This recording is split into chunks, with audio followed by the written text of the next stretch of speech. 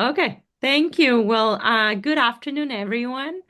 It is my pleasure to have the opportunity today to introduce our speaker. My name is Luisa Blanco. I am a professor of economics at Pepperdine University and a co-director of the analysis score with Ron Hayes. I will provide a short bio of our experienced speaker today. Artificial intelligence is something that we all want to learn more about it, so I'm excited about this opportunity.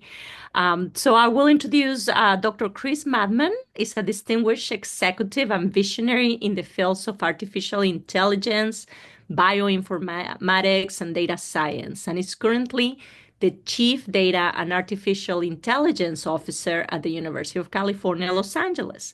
Before UCLA, he was the Chief Technology and Innovation Officer at NASA GPL. You'll have to share a story of your experience working at NASA. So interesting. Chris was instrumental in pioneering next generation data systems, significantly enhancing the way the world interacts with data.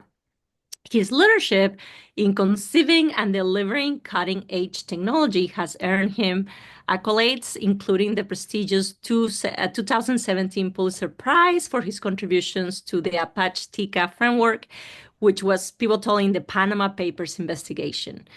Chris's work at JPL, overseeing a 100-person team and managing a 25 million annual budget, has set new standards in AI, cloud computing, and metaverse applications. So please join me to welcome our speaker, and thank you so much for being here to share your expertise with our community. Yeah, thanks so much for having me, Dr. Blanco, and everybody here. And I hope everyone can hear me. Give me a thumbs up if you can hear me all right. Awesome. Yeah, perfect. So yeah, it's been an amazing time coming to UCLA. So I'm coming up on 10 months being here. And so have learned a lot and still a lot left to learn. So I'll just say that. Um, let's see here. Yeah, so I want to start out by just giving you an overview of some of the things that we're doing in AI, across the campus. And I've had to learn this sort of over 2 months, the difference, the north and south campuses, and then the health and the camp. I'm just going to talk about the campus. We're all one happy family. So these are some of the things that, I'm going to talk about.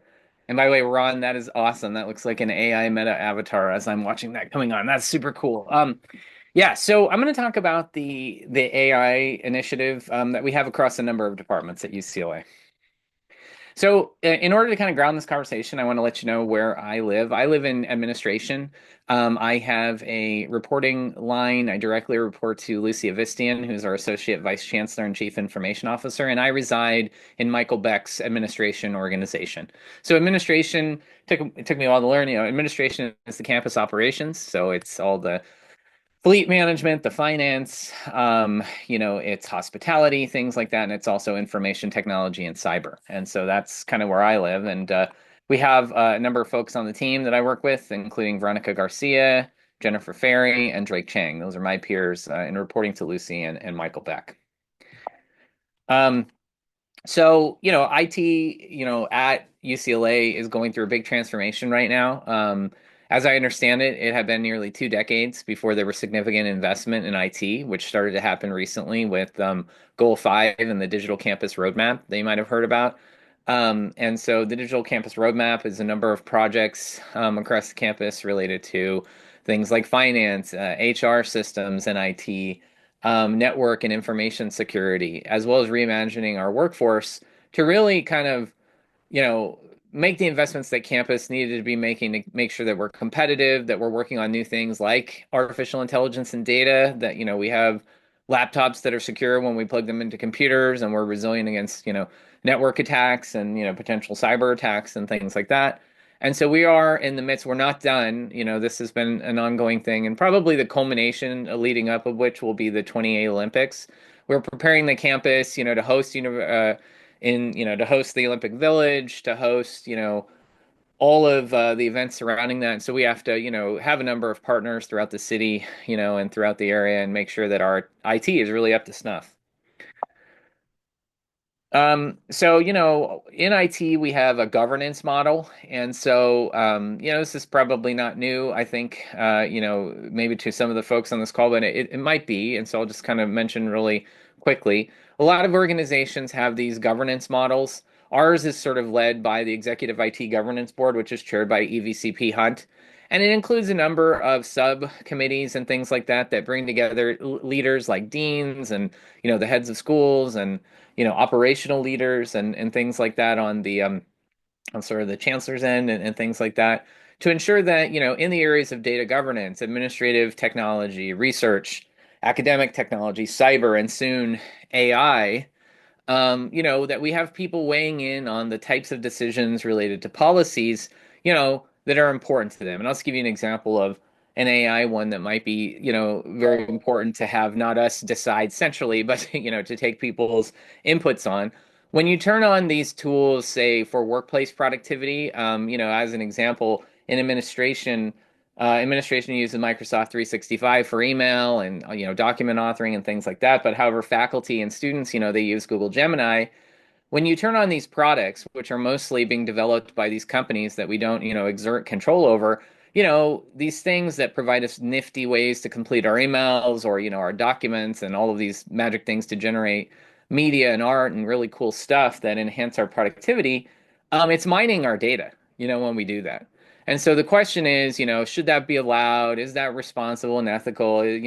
All these things. And we want, the campus deans and leaders and all those people to weigh in, on those decisions. So we are currently standing up an AI committee that will be a part of our executive IT governance that will include a number of folks, including folks from, the health, areas and things like that, that will allow people to kind of weigh in on these decisions, which is really important.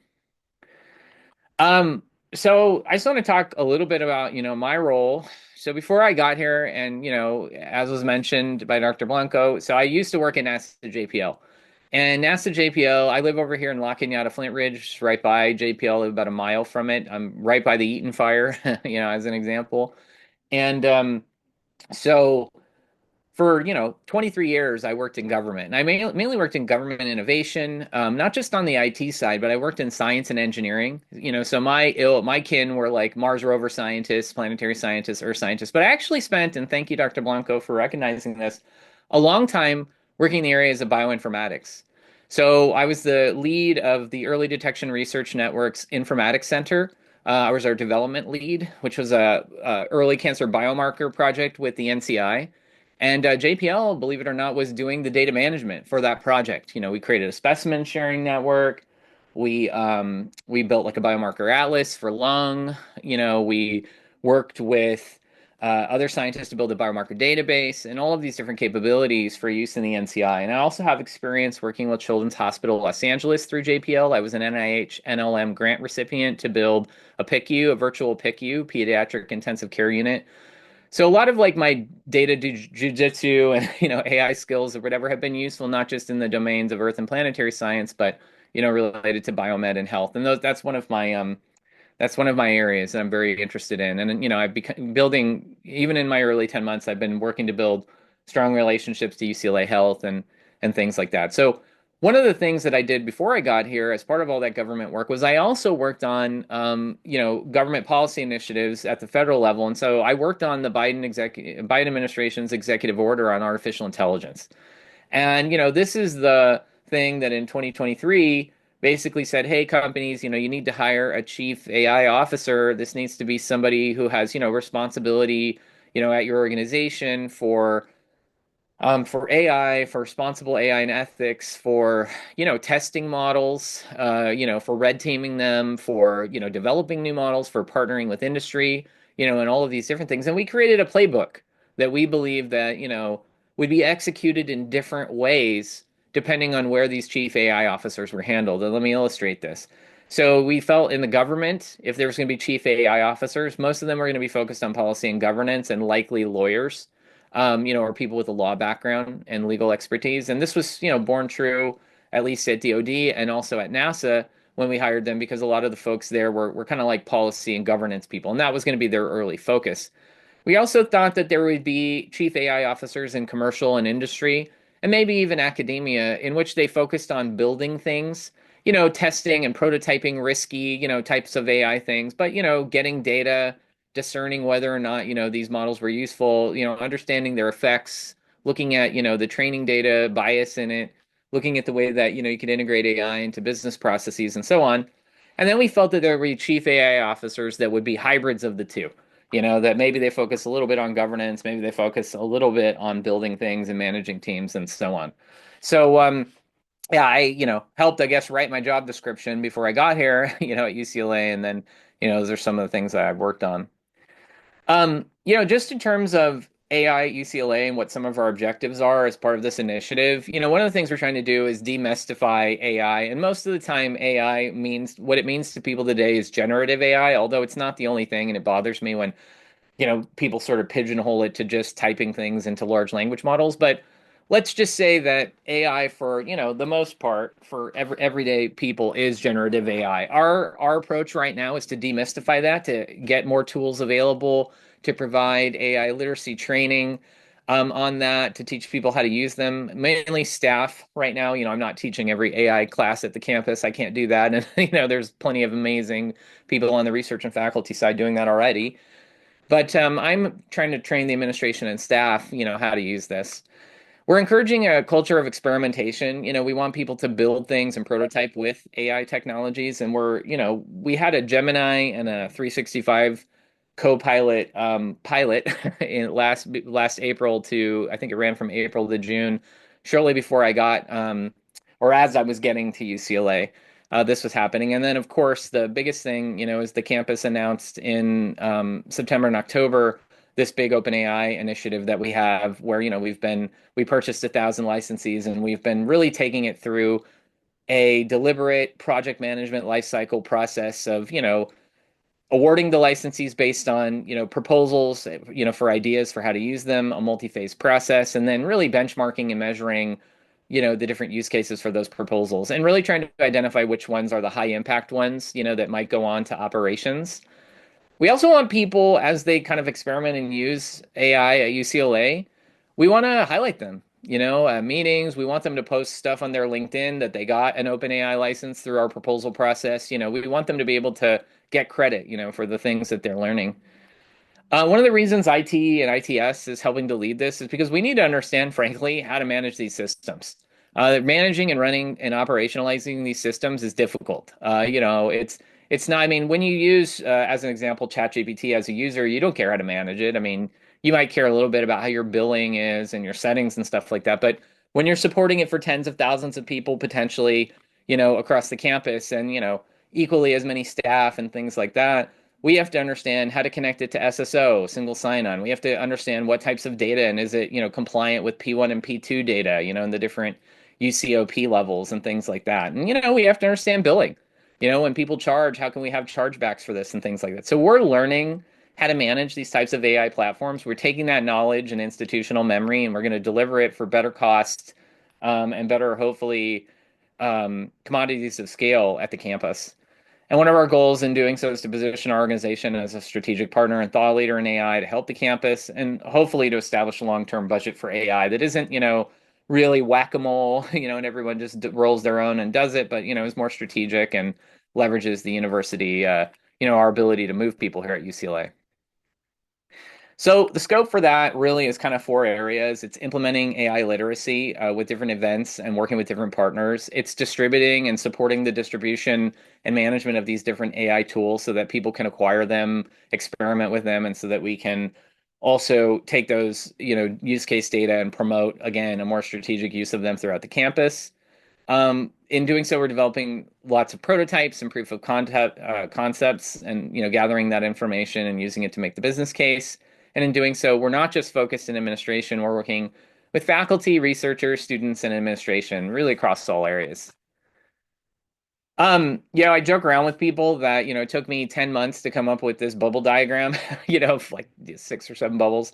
But it took me a while, even though I helped define in general what chief artificial intelligence officers should look like as envisioned by that executive order. I got here, and I'll joke with you at the end, everything that I sort of assumed kind of going in of, how to be successful I had a lot of learning to do. Doing the same thing when you get to a new job that you've done before isn't exactly the best strategy. So, I've this bubble diagram is my 10 months of understanding really what I should be working on, which is to define the strategy for AI learning. I'm sorry, for AI literacy. I'm gonna co-chair this sort of AI committee that we're establishing, and I also participate at the president's UC Council, UCAI Council at the UCOP level. Alex Bowie, I believe, from Health also, participates. He's the chair, and I believe he's associated with your institute. I participate with him.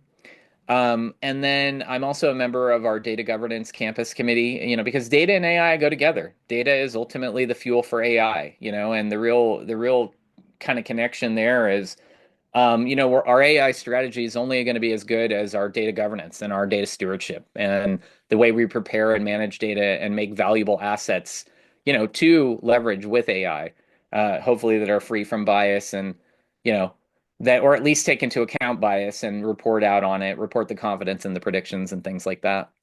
I'm defining the strategy for our OpenAI partnership as well as other partnerships with other AI companies, and there's just so many to count right now. The biggest thing I can tell you, I get every week, emails from people, oh, can we use this AI tool and whatever. We don't have sort of our centralized intake process for that right now is a process called third party risk management, and it's really a cyber type of thing right now. We are starting to ask AI questions and help kind of screen for that, and that kind of leads into the other parts of the strategy, which is really to kind of understand and have an inventory of our AI capabilities at the institution. That's straight out of the CAIO playbook that we wrote, with Biden's administration and all that, which is you need to understand what AI tools that are deployed at the institution.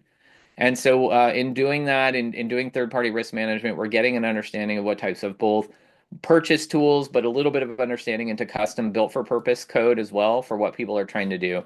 And a lot of it is driven by the Gen AI activities, which I'm working to define the strategy with. I've mentioned a few times this University of California Office of the President AI working group. It isn't new. It's been going on for a while, just as some of the federal government was working on some of these things from approximately 2020 to now and present. Also, so was, universities and the UC system. And so in 2021, the UCOP AI working group produced a report that identified a number of recommendations that different UC campuses needed to do really to get their arms around AI. One of them was institutionalize responsible AI principles and start with procurement and oversight because they felt that, they couldn't control the development of software, and all the software was trying to figure out how they could turn on AI capabilities. So they figured the best way to kind of inject some method to the madness was to, intercept in the procurement and oversight practices and really get a handle around what types of AI we should be using there. They said establish campus level councils to coordinate, and deal with AI, to coordinate maybe with this working group and amongst themselves. They said that you need to develop an AI risk assessment. I can tell you firsthand, we've actually done that. So we've satisfied that through this OpenAI pilot program. We've partnered with Risk and Governance and Mark Krause and Jeffrey Weiss, and we do have an AI risk assessment and risk impact process that we're taking all of our projects through. And additionally, they said, hey, you need to document your AI technologies in a database and an inventory. And so we are doing that. We have an initial draft of that. I intend to publish it on our AI website and so on and so forth. So there are 8 areas for responsible AI that the UCOP report for AI talks about in 2021. None of these are ground shattering in terms of like you might not, they're new, you might not have heard them before. It talks about things like, transparency, understanding when AI is being used. You hear this a lot, like how can we watermark AI when it produces content? How do we know AI is generating this? You can see it in social media nowadays. You post an image, it says it was AI generated. But, it's not just that. It's, there are other ways. When people write, campus faculty are very concerned, and I've been partnering with the Teaching and Learning Center and doing listening sessions with faculty from all around the campus. And I get the concern. I mean, for every professor that wants to integrate AI, into their curriculum and just thinks these tools are the bee's knees, you have professors like in law and in other places in the humanities that are sitting there like, I literally can't tell if ChatGPT wrote this or not, and I'm scared because of that. Like, I don't know if my students are cheating. And then similarly, it's not just the students, faculty are using this to design curriculum, and so the perspective on that is, should they say, hey, part of the syllabus was generated by AI? There are a lot of interesting questions that, departments and the university needs to answer. And, privacy and security, making sure that, we're held accountable for the use of AI. These are all the types of things that they wanted us to kind of abide by. These are principles for AI. What else am I working on? I'm developing this sort of Gen AI strategy. We've been experimenting with a number of these Gen AI tools. Gen AI is not it. It's not the only thing I want to say. We are looking at other things like, for instance, how can we use tools like Otter AI, to help people with auditory processing issues, and but then how do we deal with the fact that when you turn that on and they have a listening device, it's recording to you? Are you okay with that, person that's working with them or set of people, so we got to deal with all those things, right? And we want to make sure that we're not just supporting administration, but we're supporting research and teaching and learning as well when we do these pilots. So you know, obviously you could tell that this is all easy and I've solved everything already. That's not true. This is ongoing. This is ongoing multi-year efforts that we're, 10 months into that we've been working on. There's a lot more work left to do. Cybersecurity has been a great partner in developing this AI inventory, as I told you, because of their third-party risk management process. They've collected a database of the purchased, tools. They're already doing that anyways to determine, whether or not we should deploy them on our campus and make sure it doesn't introduce any cyber threats and things like that. Well, we've started to screen and ask for AI questions there too. And so we've built a nice little AI inventory through that. Real quick, just give you the current status of our big OpenAI program we've been running. Our goals were to, we had three sort of alignment areas. We wanted to enhance teaching and learning, really activate AI research and product development, and then boost institutional effectiveness. These all map back to some of the goals I was telling you about. We ran kind of a two-phase process. We purchased 1,000 licensees. IT bought them centrally and negotiated it with UCOP. So that's why now, and also OpenAI changed their licensing scheme. So they don't want to do onesies and twosies anymore. They're looking for like volume licensing. So because of that, we said, hey, let's run a pilot for a year, get the licensees, have people submit their great ideas. So we did a two-phase process where the first phase was only open to IT and our strategic partners. That ran through October. And then we opened it up to the whole campus in November. We received approximately 21 we selected 21 proposals in phase one, which allocated about 10% of the total licensees, about 111. And then in phase two, we're between 50 to 60% allocated after the end of phase two, in which we selected approximately 60 proposals that requested approximately 370 licensees. And so the remainder of the licensees we are providing to some of our IT leaders and special administrative and other teaching, learning, research, and medical, including medical sciences use cases to kind of get the rest of the usage up. And so we've been, running every selected project and proposal goes through an Ignite session to kind of 2-hour session to increase their AI literacy, to teach the team members how to use these tools. We then do the AI risk management review with governance and compliance and Mark Krause's team, take them through the screener, and then we do project management. We say, hey, what are your accomplishments? What are your blockers? How can we help you? We connect them to OpenAI, and we're really doing a good job, I would say, project managing this right now. These are some of the themes. It's not just all chatbots. That's kind of the takeaway here. There are people that are, for instance, using AI to automate the creative network drops and taking people through the ticketing process. There are people that are, doing Jira tickets in design, basically to create, ServiceNow tickets. There are people that are, using this in the medical school to develop new curriculum to teach doctors. There are people that are in the music school that are teaching people about Taylor Swift with AI and blockchain and things like that. So we have a very diverse set and interdisciplinary, set of projects that people are working on. And just to highlight some of the other themes here, it's everything from sports to healthcare to, security and operational improvements to accessibility and inclusion, and making sure that, people that are hard, people that have auditory issues can, see things in text on the screen and things like that. So the advice I have so far, 270 days, almost 10 months in, is I've made every mistake you can already. So, when you come somewhere new, don't worry about making mistakes. I wish someone did hand me the first 90 days, my boss, about, a month in. I wish I would have had it the first month. And so all the lessons in there about you shouldn't come into a new job expecting to do the same thing you've done before and be successful. Definitely learned a lot of those the hard way. I'm learning to listen more than I speak. to build alliances and find out who is interested in moving fast, versus moving slow. And slow is okay too. It's not just everyone that wants to move fast to get things done. Been trying to identify key pilot efforts, obtain some early wins like this OpenAI stuff we've been working on. And I've really, really taken to writing down who I meet with and, their names and what areas they're from, because you never know which one of these will be valuable later. And the last piece of advice I have for everybody as I pull down, this slide deck right now is basically to say, have fun when you're doing this. And, you can easily forget to have fun, and so that would be my advice is we're all here hopefully to have fun. And so, yeah, thank you for your time today and for giving me the chance to speak to you all.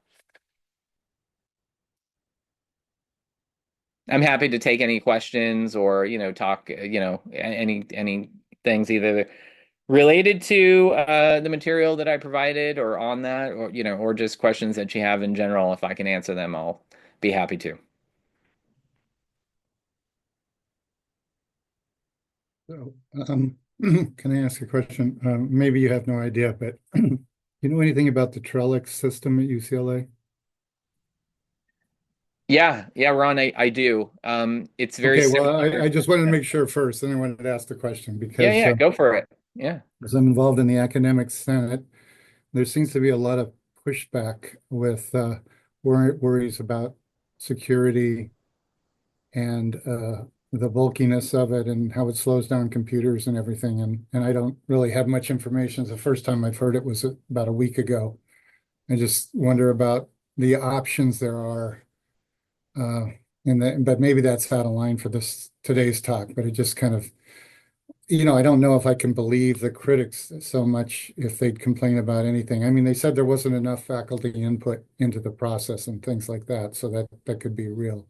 But, I don't know what the other options would be anyway for when you need to have security, because people are trying to get into the systems all the time.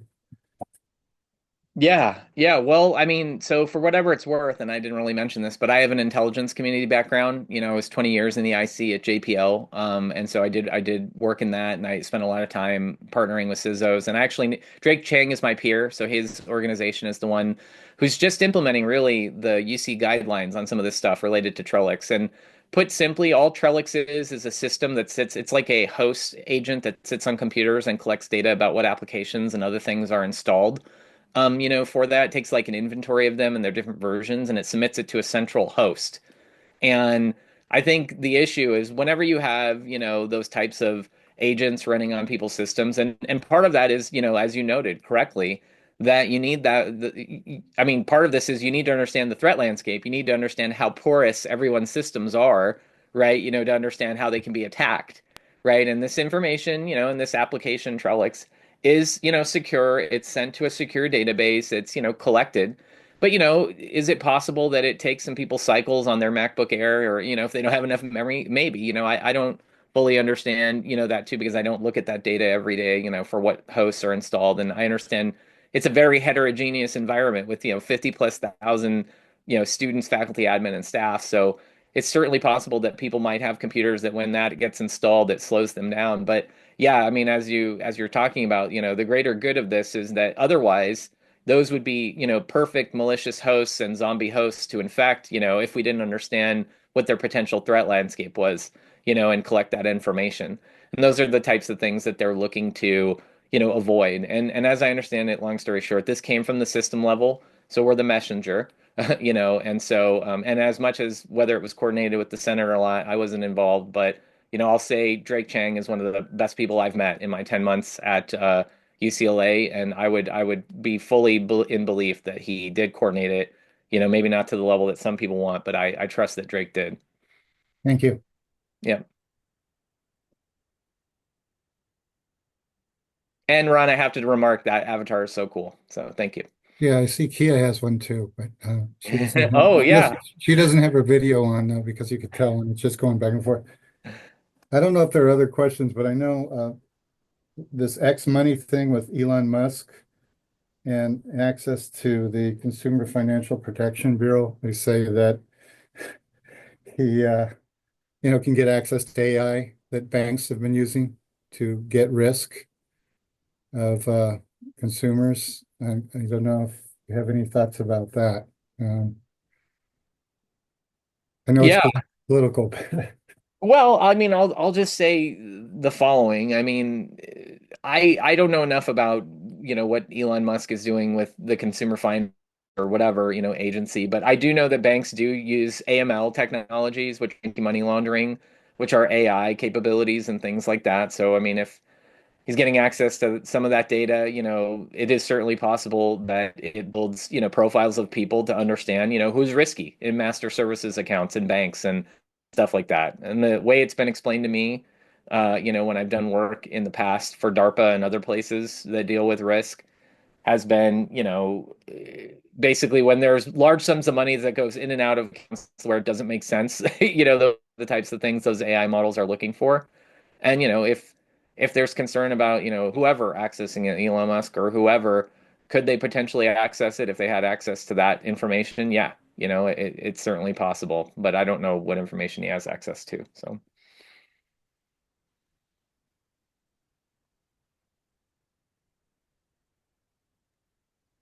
Can I jump in? yeah, Thank sure. you so much. Super interesting.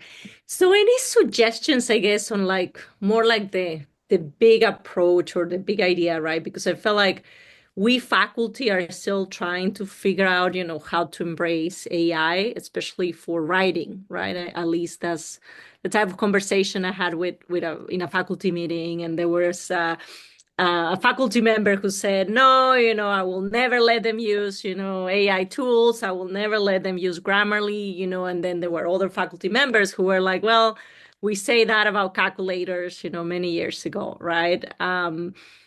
Any thoughts on like what would be a good approach as a faculty member to be kind of thinking about this question and working with our students, right? I felt like I always tell my students if you use it, you have to mention it, right? That's one thing I try not to discourage because I know they're gonna use it. But one thing I warn them is that whenever I give them like a creative assignment, if they use AI and then I see everyone giving me the same answer, then I know they use AI. And then if they don't cite it, then I know that they all came out with the same idea because it was AI. So any thoughts on that or like or give some examples of why UCLA is trying to do with faculty to think about these? Yeah, no, that's great, Dr. Blanco. And I'll just say that I was faculty at USC, that other school, for 17 years, and taught graduate courses in data science, web search engines, computer science, and so up and as recently as 2024.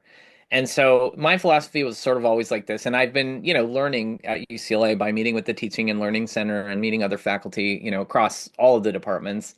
And it's just so diverse. A couple of ideas I have related to modalities is to me, AI is not something where we shouldn't tell people not to use it, although I understand, particular cases in law or whatever where they, are a little bit concerned. But I even think what I'm about to tell you could even help the folks in law, any department really. And it's really a movement away from asynchronous, reliance on teaching and modality and really to more synchronous types of things, shorter, more synchronous tests. Like, they can't use ChatGPT if you put them up in front of the classroom and make them do a group work and talk. You're getting their brain ChatGPT there.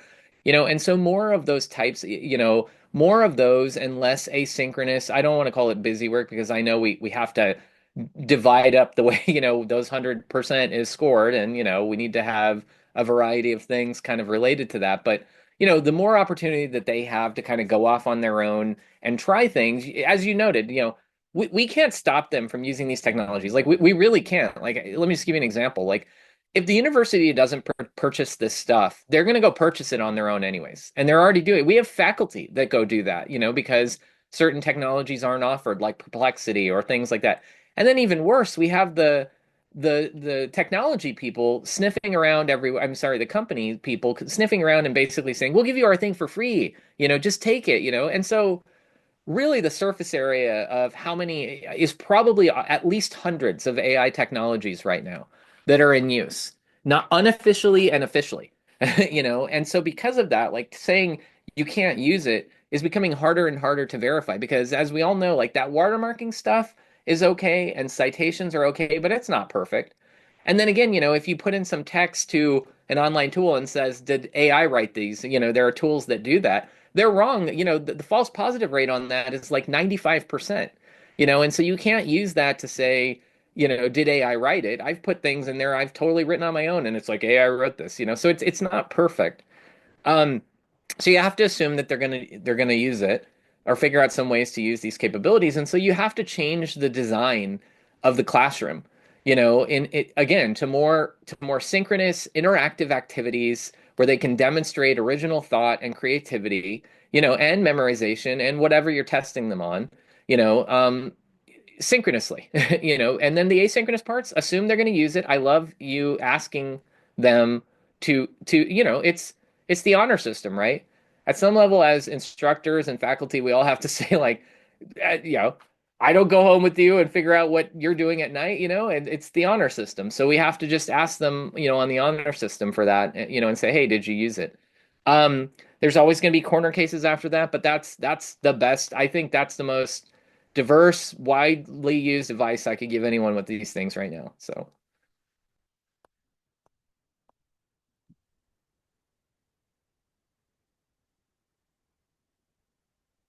Well, I don't want to dominate the questions, but related to what was just talked about, I have tried Gemini more than others, and I mean more than other AI applications.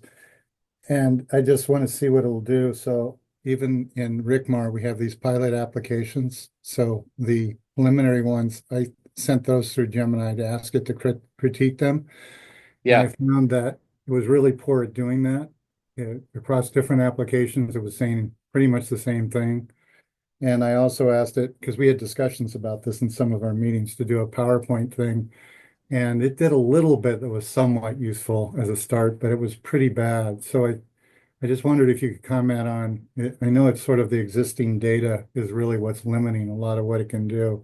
And if it seems to be something complicated, it seems to have a harder time doing anything reasonable.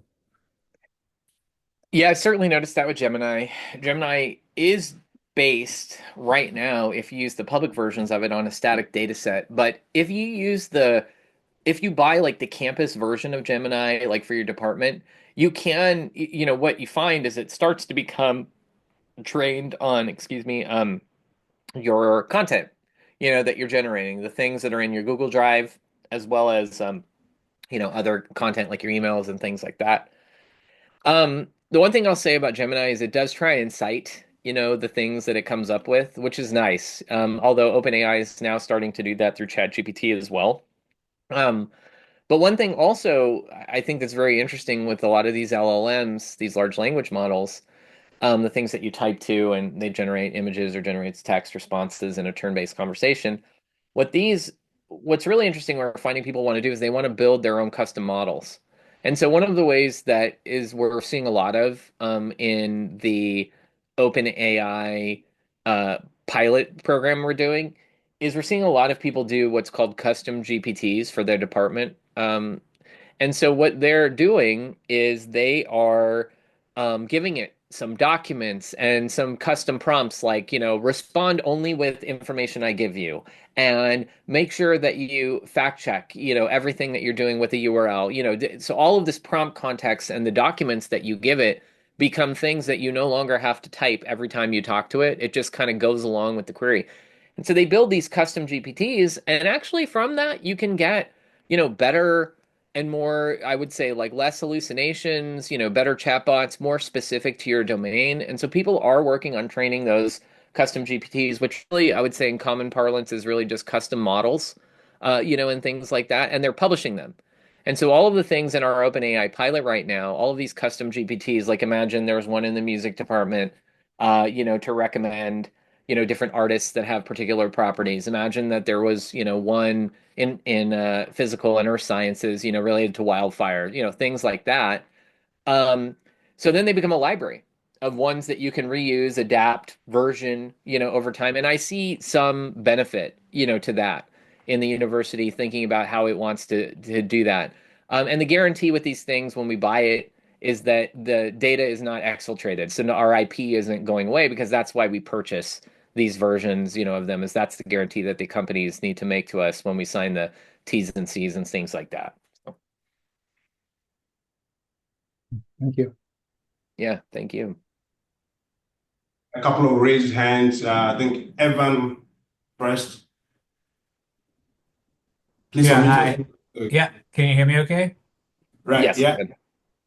Hi, thanks for that. I was I was wondering if, or I don't know if you're the right person to even ask, but how does the AI fit into UC or UC wide or UCLA's climate related goals, in particular sort of energy usage and how much or how to reconcile that with sort of our carbon emission goals and goal to be kind of net zero in the next 10 years? Yeah, no, that's a great question. I'm not the only one that can answer it, but I've been part and parcel to some of these conversations. Thank you, Evan. Um, so it's a complex answer. First off, when we purchase these AI tools, we are purchasing the work that's already been put into training a model. All of we didn't spend the energy to train ChatGPT Enterprise and calling the model, which is called inference, which means the model's already trained, but we're asking it questions, uses comparatively less energy, like by orders of magnitude. It's not like it doesn't take nuclear power to ask ChatGPT a question, even with tens of thousands, hundreds of thousands of users. Whereas, again, it takes ridiculous amounts of power to train these things. That's why they're looking for building data centers under lakes at Meta and, nuclear power and all of these things at the big companies. So, but that doesn't avail ourselves of, being considerate about, what we're doing with these things, So we should, and I've proposed during the procurement process, for instance, for some of these tools, to ask them to develop just like we have an AI risk questionnaire and a cyber questionnaire. Evan, when we're procuring this, we could develop a climate one, related to our goals to screen these tools to determine, how they were trained, and things like that, and decide, whether or not that aligns, with our values. So that's one. I see us maybe intercepting the business process for procurement there and developing that. The other places are, it's not just going to be people buying these things that AI happens. UCLA is an R1, $1.7 billion a year in research, amazing, some of the most amazing faculty in the world. And they want GPUs. I know this. Roger Wakamoto, our vice chancellor for research, and his assistant dean in Semiali School of Engineering. I've been meeting with them, and they want to attract the best faculty in the world in AI to UCLA, and they already have some. Guess what? They want GPUs because they want to build some of their own custom models. So we got to figure that out. Like, how do we support that? What's the best way to do that in a way that aligns with our goals, that doesn't make us have to build new data centers. And, we have the North Campus, data center, room is almost full. We just bought that thing on the west side, or, in Google Research Park. How should we use that? Should we use it? Should we use cloud? Should we put pods on campus, and do some, HEPA around it and, some interesting ways of configuring it, in sort of climate friendly ways. These are all discussions that they're having. Right now there's no one plan, but these are good discussions because the one thing I'll say at UCLA, as opposed to other people, is they're asking, should we do it and how, and trying to build a plan, for it. So I'm happy to see some of those things, but I haven't seen the here's everything that we're going to do because some of the stuff's in flight. Yeah. Thank you.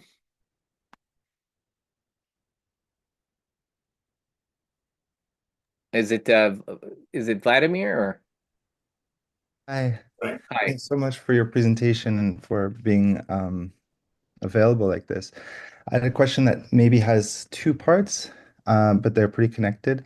I was wondering how, and this may be embedded in some of the points that you made, but how are you thinking about the pace of outside innovation and the rate of adoption, and the way academic institutions vet knowledge and measure impact, which tends to be slow in the Yeah. face of this? And connected to that also in the context of adoption. So I work in the health system where usually you have to manage multiple inputs as you think about things. How are you thinking about multimodal AI environments and the risk of optimizing a part of the system over the whole, and how you create structures for that?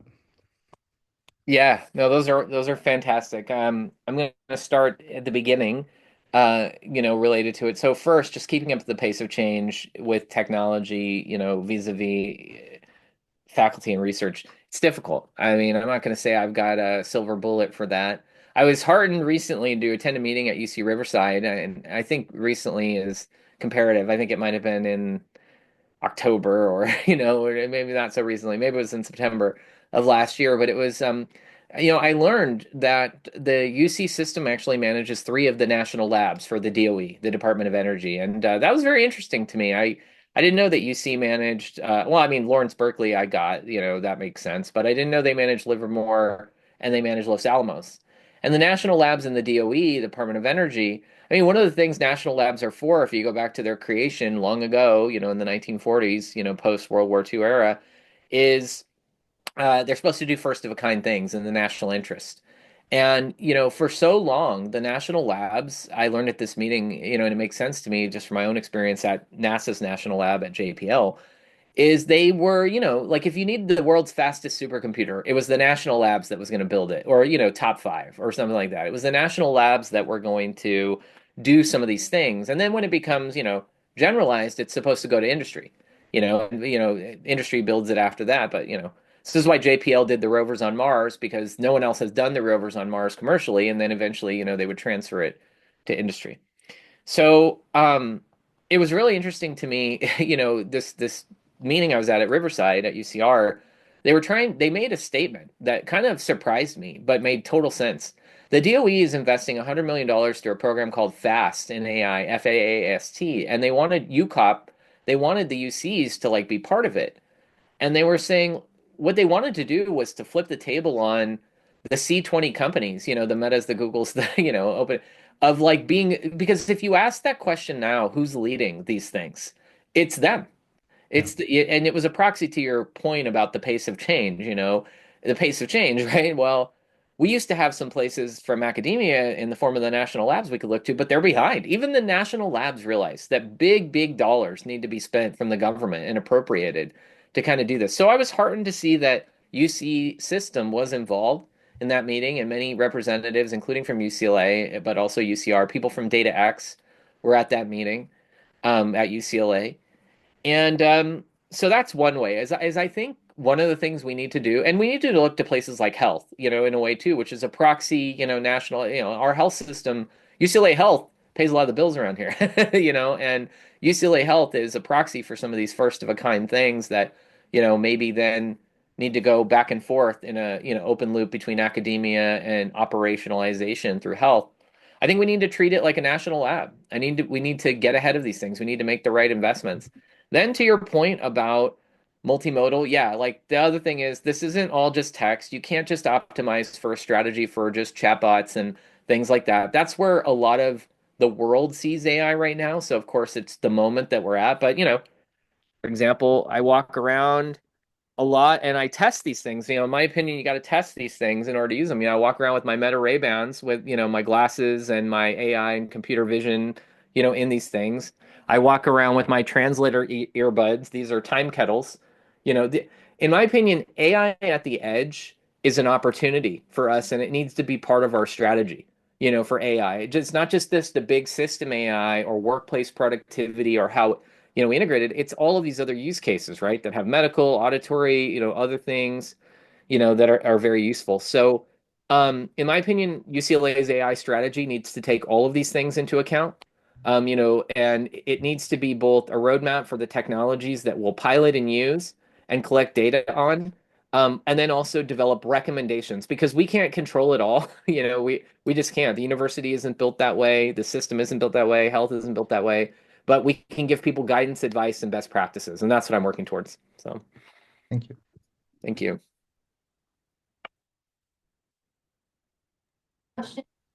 Hi, I'm Carlos Arance. I'm a junior faculty here in the School of Medicine. Really interesting talk, and I had two questions about sort of the initiative at UCLA. The first one is, aside from the pilot proposals that you had mentioned, will like the ChatGPT Enterprise end up being available to everyone eventually? And then the second question was whether the UCLA initiative will end up like recommending like this is the best generative AI to use for specific tasks? Because I found that I've like started out using ChatGPT, but went to Perplexity because ChatGPT was hallucinating too much. But I really liked how ChatGPT helped me wordsmith sentences in my writing. And then like when I'm practicing medicine, I've used open evidence, but a lot of that is also kind of based off of what my peers do. And so I don't actually have a good sense of like, this is like the best lit review generative AI, and this is truly the best clinical kind of support tool AI. It's just sort of what my peers do. Yeah, yeah, Carlos, thanks for your question, and I'll try and be brief because I know people are hopping off. Um, so a couple things. So OpenAI's ChatGPT Enterprise, our goal, we hope, is to get it on the Software Central site so that departments can just simply purchase it. Our challenge with that is volume. OpenAI's changed to going to volume purchasing, so we need to basically prove that there's ongoing demand, which we think there is, just based on the pilots. And if we can get on Software Central, you're committing to basically a certain amount of purchases, of licenses, and we kind of have to show them that and renegotiate the contract and all that good stuff. But we think we're headed in the right direction there. Probably look to summer, for some of that to happen. Summer to early fall for it to be hopefully operationalized, so that people can buy it more generally. Um, so yeah, and then these licensees we have right now end in June, and then we're going to be spending a couple months. I got to sort through the data, make the business case, all that good stuff. Um, and then that's the first part. So then the second part is I think the strategy that we're going to have is we're going to need to recommend different tools for different use cases like you're talking about. And I think the best way that that's probably going to happen is through committee. I think it's going to happen through various committees. I'm going to, the AI committee, I think that's going to be one of the things. And, it's going to be the campus one, although it's going to be probably chaired or sorry, there'll be a charge letter that'll come from, EVCP Hunt, and there'll be the right leaders, I think, around the table. But one of the things I want to do there is make sure that those are things that we're talking about in committee. But I also just want you to know that, as you probably already know, Health has an AI committee. Teaching and Learning is just establishing an AI committee. As I understand it, there are, Law has an AI committee through ITLP. Anderson has its own AI committee in business. So, we can't stop, nor should we control, people doing AI committees and having all that. But I think that's the best way that we're going to share that knowledge. And, my goal is to have kind of a let the committees do their work, but then hopefully to aggregate and collect those recommendations and publish them in a on a central website and say, hey, here's what these committees are recommending for law or health or these use cases, and then to probably filter and screen it with the information that we're collecting through the AI inventory and recommendations related to that. So.